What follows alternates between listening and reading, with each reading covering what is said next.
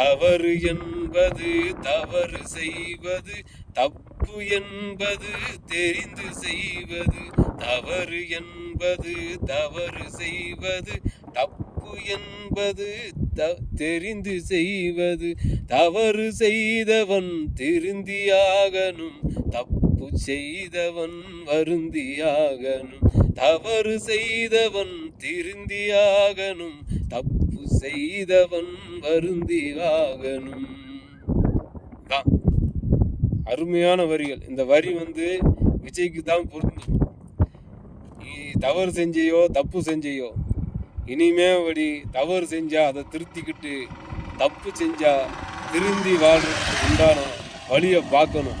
அதை விட்டு தேவையில்லாமல் மத கலவரத்தையோ ஜாதி கலவரத்தையோ தூண்டி தமிழ்நாடை துண்டாக்கணும்னு நினைச்ச, அவ்வளோதான். தமிழ்நாட்டில் உள்ளவன் அத்தனை பேரும்